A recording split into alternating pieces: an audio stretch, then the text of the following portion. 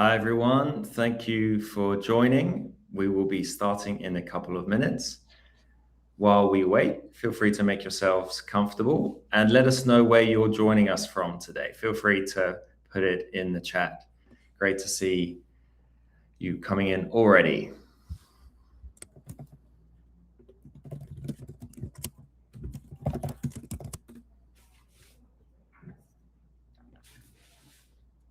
And just so you know, throughout the session today, if you have any questions, feel free to put them in the chat, and then I will mark those as we go for Chad to answer. And we'll have dedicated time towards the end of the session as well for questions too.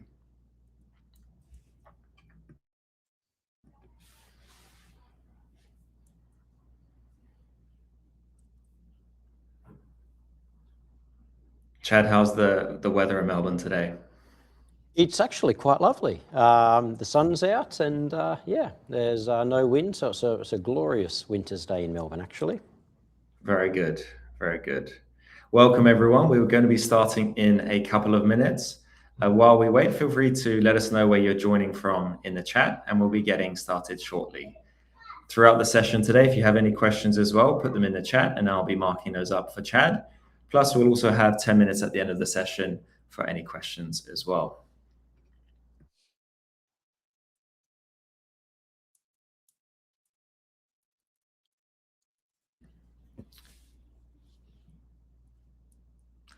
All right, I think we are ready to start. Chad, over to you. Yeah, thank you so much, Toby, and thank you everybody for joining and taking time out of your day.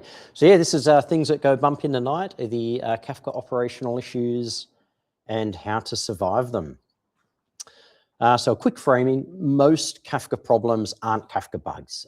They're generally misconfigurations that probably made sense at the time. They're missing observability that hid real signals, and they're generally reasonable decisions that we made without full context. Generally, Kafka is behaving exactly how we told it to. So either the config was wrong, misunderstood, or out of date because the volume changed and we forgot to change our config. So we'll start with a quick poll, Toby. Oh, you're muted, Toby. Sorry. Here I am, definitely. And we'll have a few of these throughout today. But one of our first questions for you all is currently, where are you on the Kafka journey? So are you exploring or evaluating, but not in production yet? Are you in production, but limited scope? Is it core infrastructure with multiple teams developing against it? Or are you actually operating it at scale? Hopefully you can add your responses in and we can see those coming through live.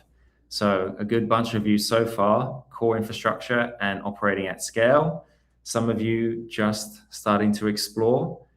But hopefully the advice that we'll be sharing today and the stories from Chad will all help you on your journey, regardless of where you currently are. Great to see these numbers coming in.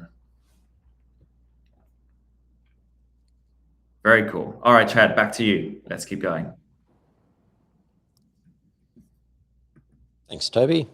So before we get into this first story, some consumer group basics. A consumer group, I'm sure we all know, is a set of consumers that share the work of consuming a topic.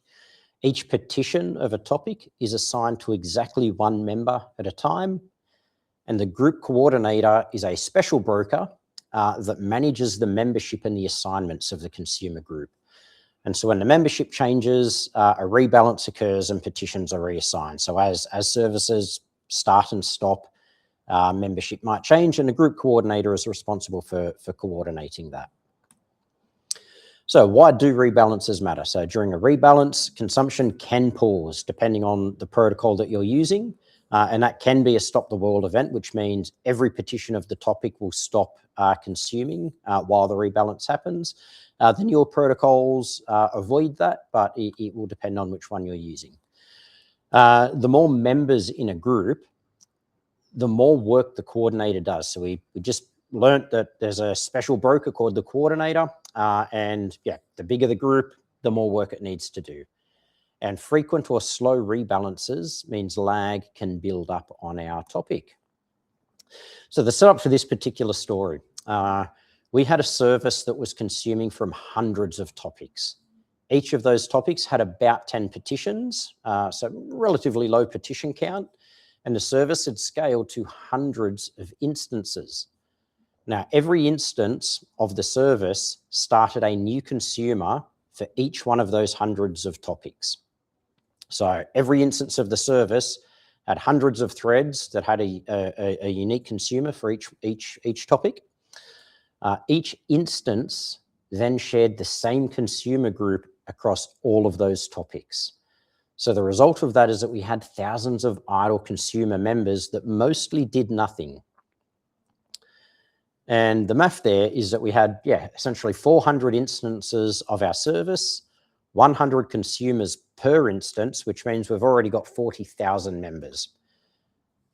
But curiously, when you've got 100 topics and 10 petitions, at any point in time, you can only have 1,000 assignments, which basically means we've got 39,000 idle members sitting there doing nothing, or 39,000 threads on machines that are just not consuming, just sort of on standby waiting. So how did this manifest? Really, rebalances started taking longer, and consumer lag started to build up. And the team's initial diagnosis was, well, we need more application instances because lag is building up. We need more instances. So we were deploying a hotfix. Unfortunately, nobody was there to say no stop, and we deployed the hotfix. So we doubled the service instances. So we now have 800 instances of the service. So 100 consumers per instance. We now have 80,000 members. But the same math still applies. We still only had 1,000 active assignments. So we've gone from 39,000 idle members to 79,000 idle members. So nothing really changes, except the rebalances start taking even longer and consumer lag starts building even higher. And now one broker was sitting at 100% CPU. All of the other brokers were fine. But again, it's like, oh, a broker is at 100%. We need more Kafka. So the next decision, unfortunately, more gasoline onto the fire, was to scale Kafka, add more brokers. Unfortunately, when you add brokers, petitions start moving to that new broker so that they can share the cluster load as well. When you move petitions, it drives petition reassignments, which means you have more rebalance activity, which means you have more coordinator load. And that coordinator was already sitting at 100%. So we've really just poured more fuel onto that fire. So 2 times in a row now, we've just learnt that scaling the thing that isn't broken doesn't fix the thing that is, and in fact can make the thing that is more broken. So the missing signal is that we had no metrics on consumer group membership size. So we didn't know we had 39,000 members sitting there doing nothing, and then we didn't know that we had 79,000 members sitting there doing nothing. We had no alerts on any coordinator request rates or anything like that, and there was nothing in the dashboards that pointed to our consumer group size being incorrect. It took a vendor support case for the vendor to say, you have way too many consumer groups, which has overwhelmed your group coordinator. And that was the broker that was sitting at 100%. So it had massively overwhelmed. It had too much to do, and it couldn't reassign petitions in time, which led to lag, which then led to the series of wrong decisions to solve the problem. So how did we fix this? We immediately scaled back the deployment. So we went from 800 instances back to 100 instances because we realized the extra instances were doing nothing. And that alleviated load on the group coordinator. Longer term, though, we had to do some code changes. So separate consumer groups per logical consumer boundary. So instead of having one consumer group that was for all of those topics, we found the logical boundaries where it made sense for topics to be part of the same group. So we shrunk that size down. But really, the lesson there is to know the limits of your consumer group topology before you scale. So if you're scaling because you've got lag, just check that scaling is the correct thing, or that you are scaling the correct thing before you do that. I'll put a little call out there to share groups, queues for Kafka. That can help with fan out, absolutely. But you're still going to want to limit your membership count. It will still have the same problems with 80,000 consumers as part of this, as part of the share group. It will still cause additional load on the share group coordinator. Okay, so here are some dashboards that I really wish we had at the time. And here we can see that we've got a warning here because we've got 3 times the number of members that we need. So really we're identifying our idle consumer members. So if we had that, we would have seen that we had, 8,000 times the number of members that we need, or 80,000 times the number of members that we need. So we would have known that we don't need to scale them. So this would have been a fantastic dashboard for the time. So I would like to introduce Kapow for Apache Kafka. That is the tooling that we make at Factor House, and we built this tooling for all of these problems that we were experiencing in production. There's a bunch of open source tools, of course, that you can build these. You can build these metrics and these monitors as part of that. Absolutely. You can take all of the knowledge that you learned here today, go into Grafana or Datadog and build these, or you can try out Apache Kapow for Apache Kafka, and you can get all of these out of the box. Okay, time for a quick poll, Toby. Yes, and great to see everyone in the chat as well. Lots of the story was resonating with other war rooms that people have been in, Chad. So people have felt the pain that you've had in the role in the past. So our next poll, speaking of monitoring, how are you currently monitoring your Kafka environment? Are you using standard CLI commands, using some form of open source monitoring? Have you built something in-house for it, using a vendor tool like Kapow, or more just vibes and alerts when things break? That seems like the very relaxed way to go about things. Great to see some results coming in. Also good to see not so many people answering vibes and alerts when things break as well, but a combo of some house-made tools, some vendor tools as well. Really interesting. Chad, did you ever embark on building your own tooling during your previous roles? Oh, absolutely. So like I've been using Apache Kafka since 0.8.0 back in I think it was 2012, and there was no tooling at the time, so we were always cobbling together Grafana dashboards back in the day. So I've certainly embarked on that. Had to build a lot of dashboards based on, and basically the knowledge of those dashboards. The dashboards get better after every incident that we have. But yeah, it's a lot of work. And I think the problem is that it's hard to know what dashboards you should build until you've found the next problem. Definitely. All right, let's keep going. Great to see those results come through. Okay, story number 2 is the config that came back to haunt us. So some broker replication basics. Each partition has a leader and 1 or more replicas. Replicas fetch from the leader to stay in sync. So that's what your in-sync replica count is, the replicas that are in sync. There are 2 particular settings here. So the number of replica fetches controls how many threads exist in Kafka to fetch data. So the more threads you have, the more capability you theoretically have of pulling data in. And the number of IO threads controls the IO thread count on Kafka, which may affect disk and a few other things, but disk is one of the things that it will affect. So there are more threads to do more IO. These settings have real implications, especially on your disk and your network. So the setup, basically, we weren't having problems with our cluster. We just wanted to make rebuilds and rebalancing faster. So, if we lost a broker, the rebuild would be quicker, or if we do rebalances, the rebalances would be quicker. So we vertically scaled the provisioned storage throughput. So Anyone using MSK will recognize those words. We were using MSK in this particular scenario. We increased the provision storage throughput per the vendor recommendation, and we increased the number of replica fetches and a number of IO threads to match our new provision storage throughput. We went to do the upgrade, and the cluster upgrade failed mid-process, and it automatically rolled back. So MSK was doing what it was meant to do. It tried to upgrade, it couldn't, so it just rolled back, and the cluster remained unchanged.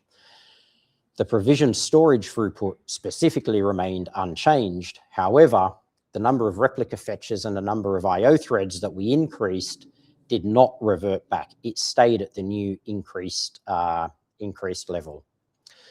And it ran fine for quite a while. For 6 months, it ran just fine.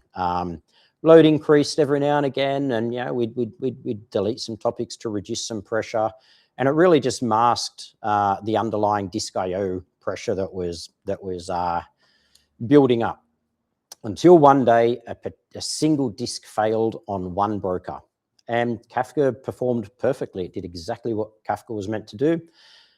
It started rebuilding the broker and bringing those petitions back online. The problem is that the disk couldn't handle the IOPS from the aggressive replica fetching during the recovery. So remember, we increased our threads and our IO throughput. We increased that too much. All of a sudden, it needs to rebuild its disk. So it's pulling in more data than the disk can handle. Unfortunately, all we saw is that producer errors spiked and the cluster looked a little bit unstable. So teams began receiving producer timeout exceptions. And at first it was one team. They're like, oh, we're getting some producer timeout exceptions. And it's like, oh, maybe there's something wrong with the network on your particular service. And then 2, 3, 4, 10 teams all started getting alerts that they had producer timeouts. That's when we realized it was systemic. So what we did notice, though, is that all of the timeout exceptions were from one broker. And when we went digging, we realized that that one broker was the one broker that was getting rebuilt and buried in vendor dashboards, very hard to find. We noticed that that broker that was getting the timeouts had an IOPS saturation. So really it took somebody looking specifically at the broker, at that broker config, and then we realized that didn't match AWS's best practices. And then we went back in time for about 6 months and we realized what had happened. We realized that the update was partial. We knew the disk didn't get updated, but we forgot to check that the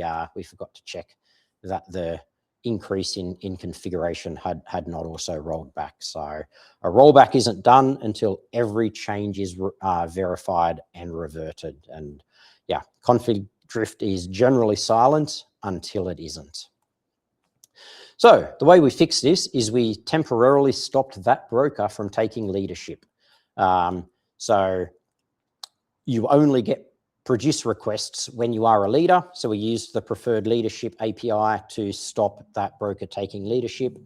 And that was fine. The broker rebuilt. And once it rebuilt, we started letting it take leadership again.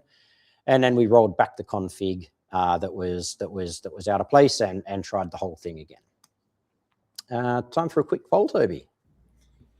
Yes, back with another poll. This one slightly different. Really curious from this group to hear about other technologies, particularly real-time data streaming technologies that you're interested in. Now, you can only pick one, and so really keen to see from this group the other technologies that you're currently exploring or that are on your mind. Seeing a little bit of a mix there. Flink is definitely up there. Chad, how have you kind of experienced Flink in the past? You've used it with Kafka, right? Yeah. Used a lot of Flink with Kafka and with Iceberg actually. They pair together quite well. A lot of streaming data workflows with Apache Flink. And if there's something else as well that's not currently represented, feel free to throw it in the chat. Really curious to see your responses. Looks like Flink is definitely the front runner right now, but closely followed by Spark. Nice.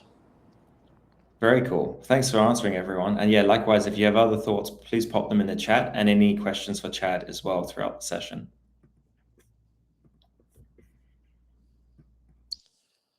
Okay, this is a fun one. The messages that were never read.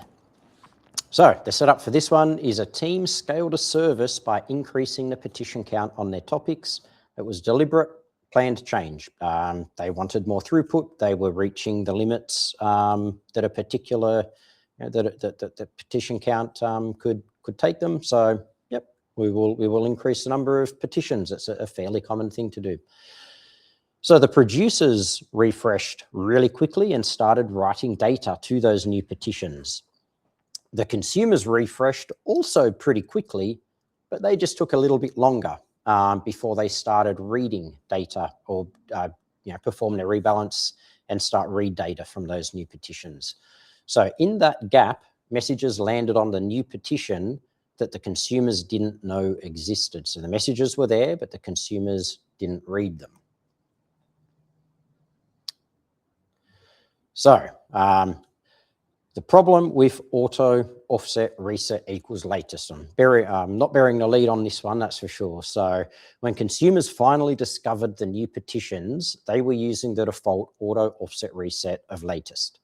So by the time they had started reading, they start reading from the end of each of those new petitions.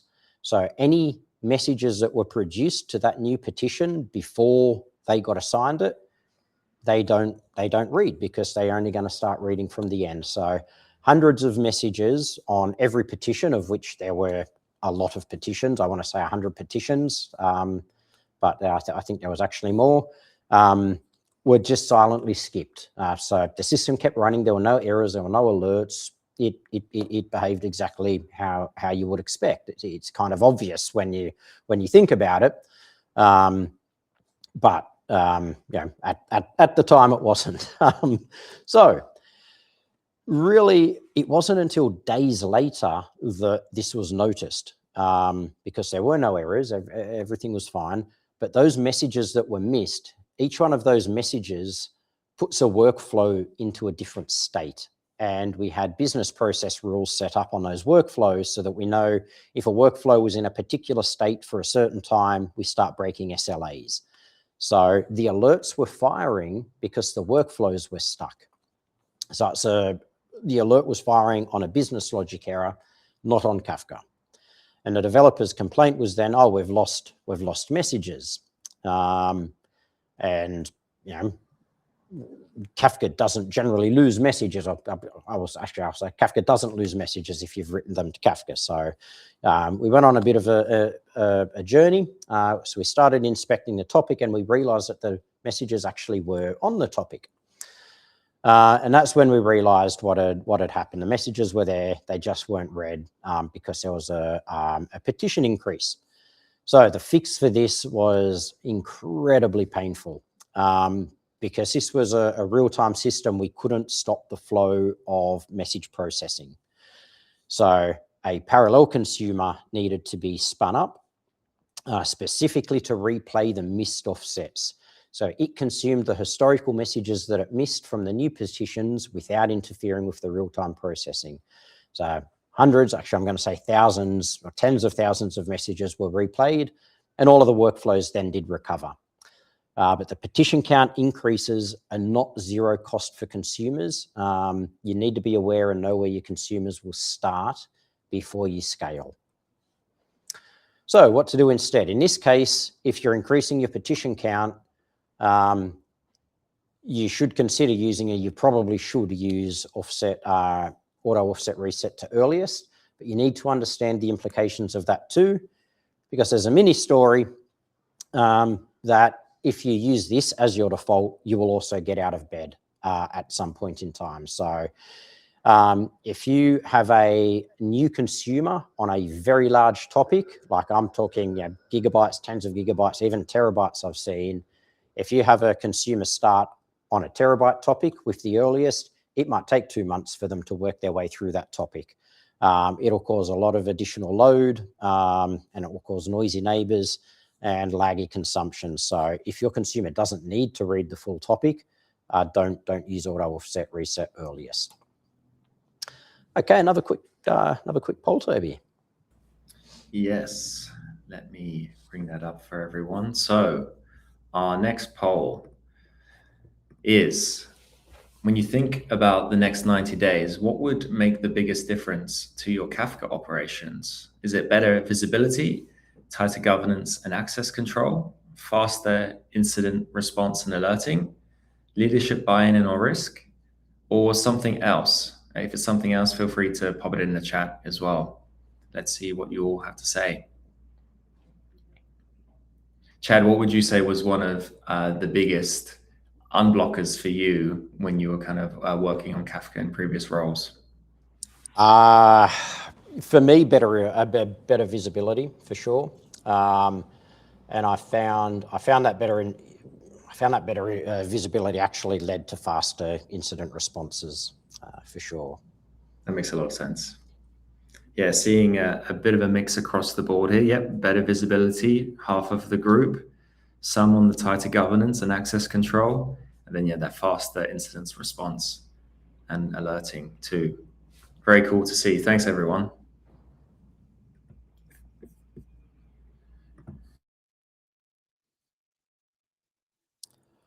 Okay, the last of our main stories is the 20-minute timeout. I will try not make this one a bit of a rant. I apologize. You will tell I've been scarred by this one.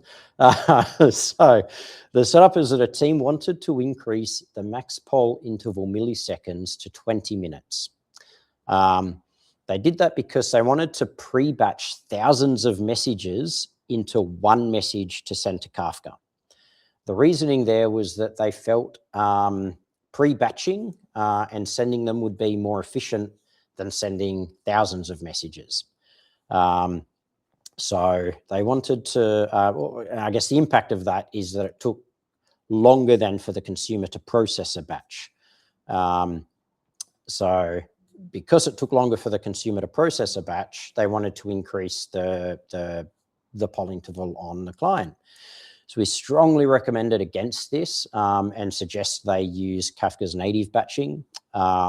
But that was an argument that we lost, or a position that we lost, and an exception was granted, and the team set their interval timeout to 20 minutes.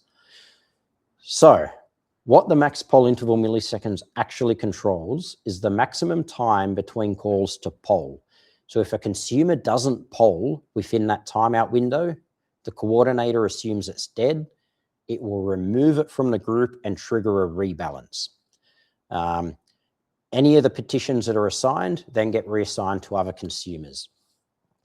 So setting this to 20 minutes means that a dead or a stuck consumer won't be detected for 20 minutes as well. And that actually ran fine for 12 months. I was mostly wrong to object to begin with, because it ran fine for 12 months. The batching was fine. The processing time stayed till under 20 minutes until one day the batch didn't process.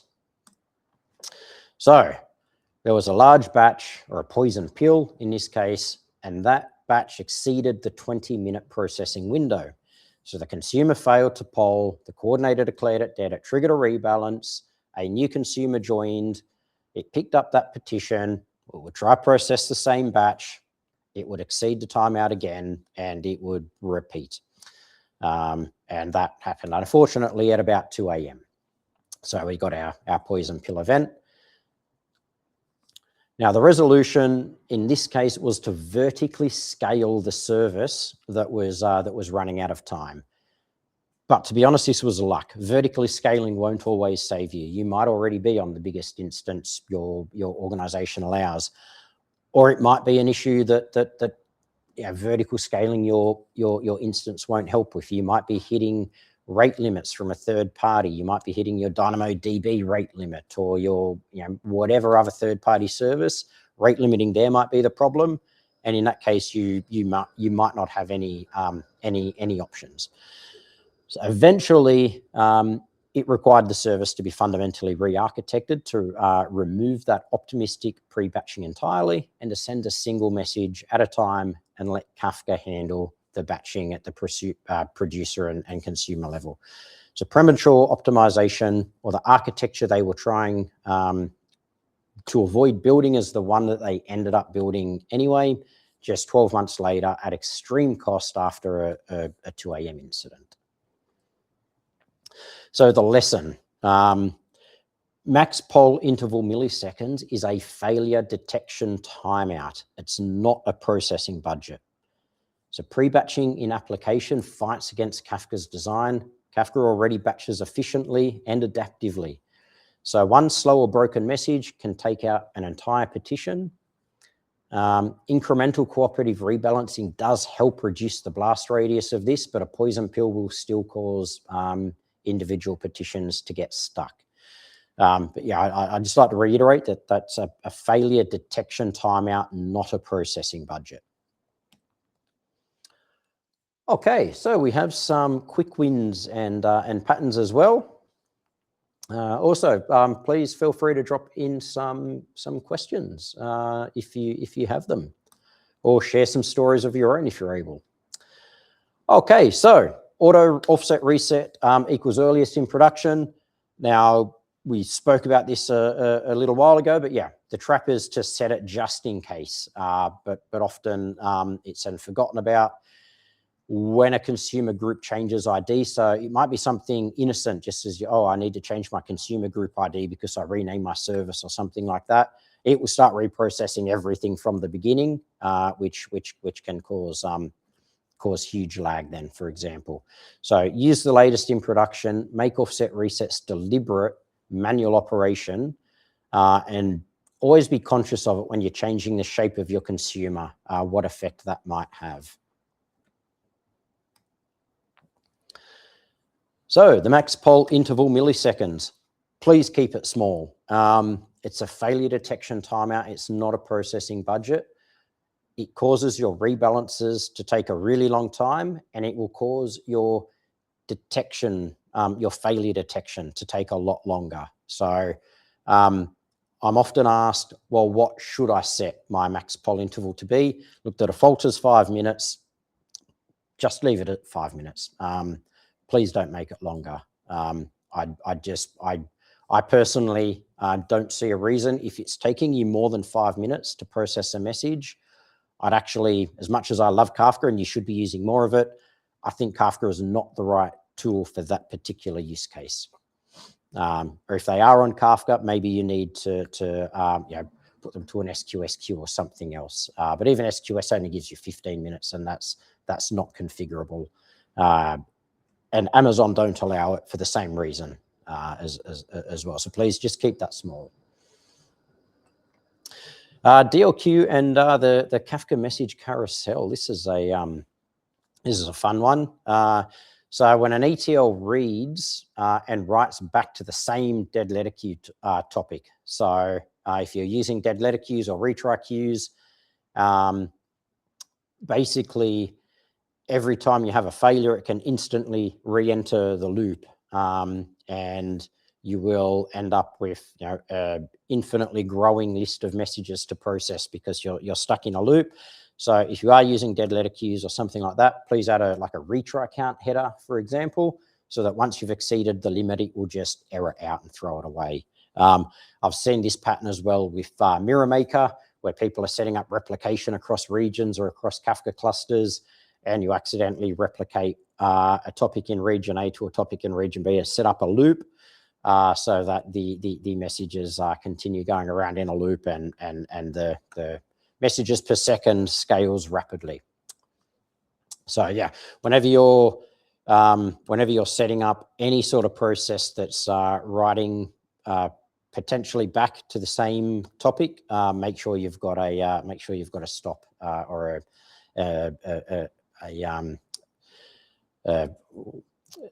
a way to prevent that sort of infinite loop there. Okay, log retention set too high on high throughput topics. So yeah, this is an interesting run. So 7 days by default on most installs. It does depend on your vendor potentially. If you're producing gigabytes per hour, for 7 days, gigabytes per hour is going to add up to a lot of disk. So what happens is your disk will fill slowly over weeks, and nobody notices until it's urgent. I don't know if anyone's ever run out of disk before on Kafka. It's about the worst. It basically halts the whole operation. It's very hard to recover from. You never want Kafka to run out of disk. Kafka will be happy. If you keep plugging disk into it, it will be happy for eternity. Just don't let it run out. So the fix here is definitely monitor your disk usage per topic as well. That sounds obvious, but you would not believe how many setups I've seen where we're not monitoring disk usage. So please check that one. And set the retention size as well on those high throughput topics, not just the time. So, by default it's 7 days, but you can also set the retention bytes. So that means if you set your retention bytes to say a gigabyte, that's pretty small, but just as an example, it will actually make sure that your topic on disk doesn't grow beyond a megabyte, and it will start deleting the data before your regular timeout. So you might be deleting your data earlier than you intended, but you're at least not running out of disk. Okay, max message bytes are too high. This is like story number 4 for me as well. This is one for me that's just an immovable object in my mind. I've had so many teams ask for exceptions. It's like, no, let's increase the max message bytes. Let's we understand what the risk will be. We promise it will be fine. It's a low throughput topic. Nothing, it'll be okay. But then 6 months later, the topic becomes popular, and all of a sudden, because the messages are so big, you can't get much throughput. So the topic can't handle the throughput, and there's really no fix for that. I think off memory, AWS has a max message size of a megabyte. I think Confluence is about 8 megabytes. I think you can apply for extensions to them, but please don't. Kafka is a phenomenal messaging tool, and it can do millions and billions of messages a second if those messages are small. It does not like big messages, so try keep your messages small. SQS is the same. For a very long time, SQS only had 256 kilobyte max message sizes, and even then, I think that's too high. If you can make them smaller, please make them smaller. There are a few libraries that are interesting, and SQS does the same thing, where if the message is too large, it will actually put the message in, say, an S3 bucket or similar, and it will just put a token on the topic. So that way you're just sending a token on the topic, and the large bulky data can live in a store like S3 that is capable of handling large bulky data. So please don't increase your max message bytes. Okay, the linger MS. So this defaults to 5 milliseconds since Kafka version 4. I recommend you use that for all of your use cases where you can. So we all want messages as fast as possible. I'm absolutely guilty of that. I want low latency. But what happens with a lower linger millisecond is that we increase the CPU. We also increase the number of network connections and things like that as well, which is what leads to the increased CPU. But it also decreases your throughput. So you can have higher latency and higher throughput, or you can have lower latency and lower throughput. So reserve linger MS of 0 for when you actually need it. Save that for the topics that you actually really need low latency on, and bump the rest if you've hard coded it at 0. Bump it up to the default, or just leave it. Remove that setting so it goes to the default of 5 millis. It can have a phenomenal impact on the CPU usage across your on the cluster. Okay. Bonus problem if we have time, and we do have a little bit of time. So let's look at the bonus problem. So not using the official Apache Kafka and Confluent Kafka clients. So differences in protocol interpretation cause horrific problems. If you're not on the JVM, use one of the Kafka clients that uses Confluent's libRd Kafka. So there's a whole bunch of open source Kafka client libraries in Java, Go, in Ruby, in plenty of languages. Some of them use libRd Kafka and they're just a thin wrapper around that. They're the ones you want to look at. The other ones, they try and implement the Kafka protocol themselves. And it's a reasonably complicated protocol. And if you just get one little thing wrong, it can manifest as pretty quiet problems, but they build up over time. You know, they might not implement, you know, just one, you know, we had one that there's 4 specific bytes in the header of a message, and it was writing only 3 bytes in the header, which looked pretty innocuous until another client that wasn't official started having rebalances when it saw some of those messages. So over time, rebalances were building up, and that started to affect the entire cluster. Over days, it took that to manifest. So please use official Kafka and Confluent client libraries. And if you can't, if you've got a language that's doesn't have an official library, please use the library that wraps libRd Kafka. Cool. And this is just one more for you know, for good measure. And that's idempotence versus transactional producers. And really what happens is you'll get unexpected client behavior. So only use transactional producers if you're producing across multiple topics or consuming across multiple topics. So you really need to be using the Kafka transactions feature to be using transactional producers. And you also then need to set your consumers to use read committed mode.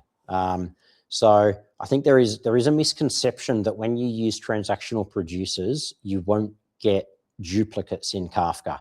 And that's actually incorrect. You can still get duplicates in Kafka. Within a particular batch, you won't get duplicates if you're using transactional producers. But it won't remove your duplicates altogether.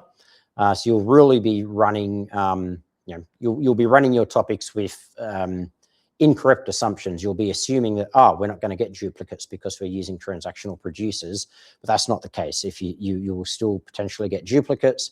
And then, you know, if your client is not deduplicating messages or behaving idempotently on those messages, you'll end up with you know, duplicate message processing issues. So transactional producers won't save you. Save transactional producers for when you're actually using the Kafka Transactions API, and it just adds a little bit of overhead. You know, the brokers have more to do when you're using transactional producers as well. So it can just give you a little bit more headroom in your cluster rather than just turning it on blindly for everything. Okay, so what signals actually matter? And also just if you've got any Q&A questions, feel free to add them in. So most you know, metrics that most teams will have: consumer lag across the topic and the petition, broker CPU and memory, maybe some network throughput, probably some under-replicated petitions. Now they can be useful. They'll tell you that something is wrong. You know, I've got 100% CPU, or I've got 100% network throughput, things like that. It'll tell you that something is wrong. It won't tell you why. So I think something that we all miss as well. I learned this message the hard way. Managed services also need monitoring. So Kafka Health is a shared responsibility. Now, you know, Confluent, AWS, Ivan, they're all great, right? They're really good. They do a great job at hosting Kafka, but they're not responsible for how you write your client code. And the way you write your client code can greatly affect the cluster health. So it's definitely a shared responsibility. They won't be able to tell you what they don't know. Only you can know that. So data inspection tooling as well is essential for all of those lost message complaints. I don't know that I'd be rich, but if I had $1 for every time I heard a lost message complaint, only to be able to find the message was actually on Kafka all along, I'd have a lot more money than I do have. Maybe not rich, but yeah. Most of the times I've ever heard a lost message complaint, the message has actually been on Kafka. So data inspection tooling, I think, is a must. And make changes judiciously. So when you do need to make a change, make a single change at a time and monitor it. So don't do what we did. Don't roll up your settings change and your disk increase to go at the same time. Increase your disk first. There's no problem with increasing your disk first. Make sure that works, then increase your network throughput. So single changes at a time and stack them on top of each other. Make sure each one works. And the same thing when we are resolving those incidents. Stop, have a think about it, and make one change at a time. So config hygiene, I guess I just touched on that, but yeah, treat the broker config changes like code if you can. If you can version control them and have them applied by CI, brilliant. That's the best way to do it. After any rollback, diff the running config and against your baseline and make sure that it's okay. And again, periodically audit your running config against your documented best practices as well. Yeah, some places have a break glass in case, even if you are using CI and automated GitOps workflows, some places will still have a break glass option for when you need to change config in case of emergency. And then we forget to go and apply them to GitOps. So it is always good to continually monitor them or periodically monitor them. Tools like Kafka config, the client library can dump the current broker config just to make sure that it's in line with what you expect. So make that part of your runbooks as well. Here's an example from our tool where we have all of the broker configs and some nice little guidance down here on the right as to whether or not that's the default or whether it's been changed and whether it's whether it is changeable, things like that. So that's kind of neat. So the pattern behind these incidents is generally there was a reasonable decision that was made without full context. It was a signal that was missing or misread and an action that made things worse before we understood why. And the fix in hindsight was always obvious. But that is the power of hindsight. So look, you can't prevent all incidents. We'd probably all be out of jobs if you could. You can't prevent all incidents, but you can get faster at recognizing the shape of them and responding to them. So don't panic, think before you act. Generally don't scale Kafka. I haven't seen an incident yet where scaling Kafka was the problem. We've probably scaled Kafka after an incident, but scaling Kafka during your incident is probably not going to help you, and change a single thing. The value of asking for help. So some of these major incidents were cracked open by a vendor support ticket. Finding out that we had too many members in our consumer group, too many inactive members, was identified by the vendor. And the support ticket was, Kafka is taking too long to scale. Can you make it scale quicker? And the vendor come back and said, well, scaling Kafka is not your problem. You have too many members in this consumer group. So, it's not that the team wasn't capable. It was just an outside perspective or somebody that had different visibility to what you had that helped in that case. So don't wait until you're in a crisis to open a support case. Use it as a debugging tool. So whoever your vendor is, when you have an incident, use their support as early as a debugging tool to help you out. Great. So again, all of these insights have been broken down into a new intelligence feature, or a feature we're calling signals inside of Kapow for Apache Kafka. These are all dashboards you can make yourself in Grafana, in Datadog, or whatever tooling that you might like.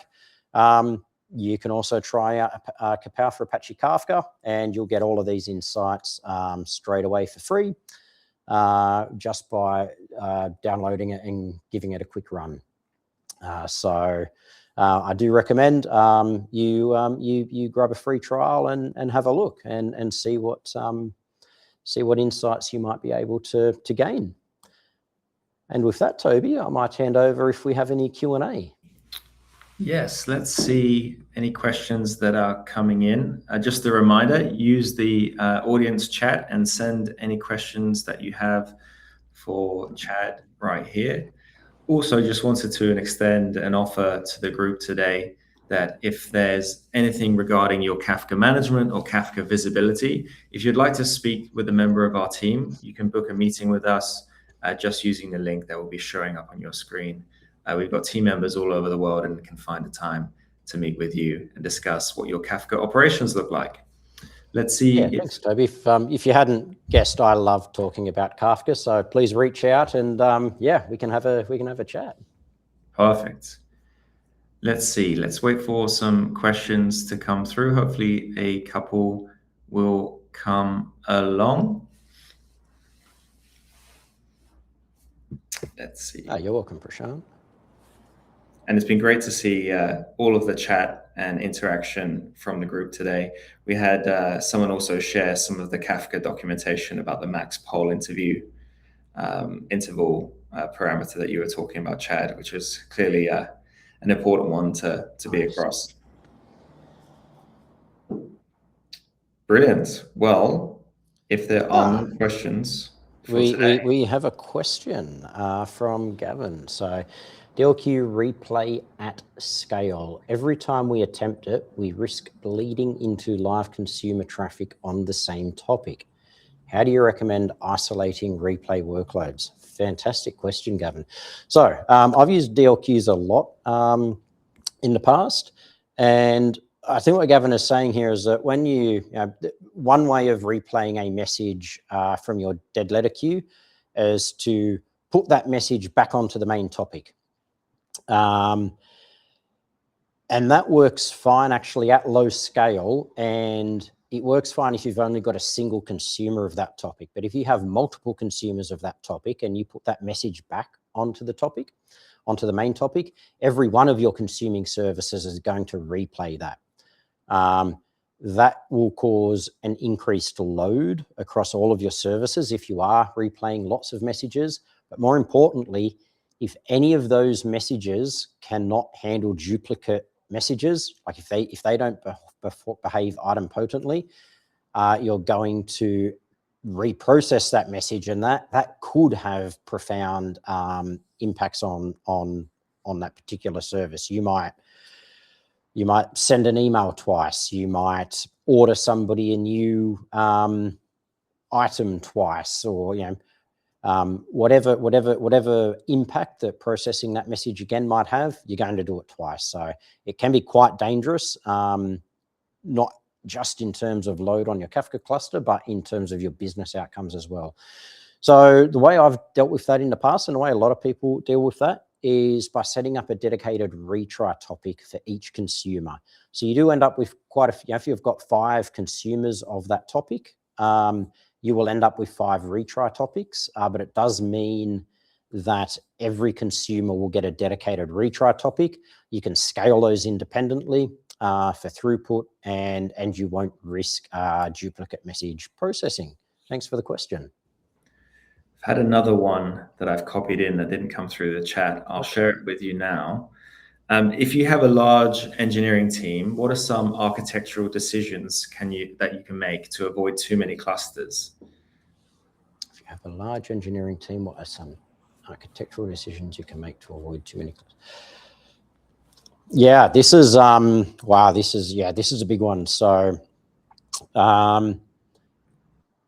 it's GitOps and even cloud vendors have made it very easy to create new Kafka clusters. So I've seen organizations scale sort of prematurely and every team gets their own Kafka cluster, or every service gets its own Kafka cluster, or you see a proliferation of clusters. The reality is Kafka can scale to a fairly large size. I wouldn't recommend going above 36 brokers myself. That's when you are getting into dangerous territory.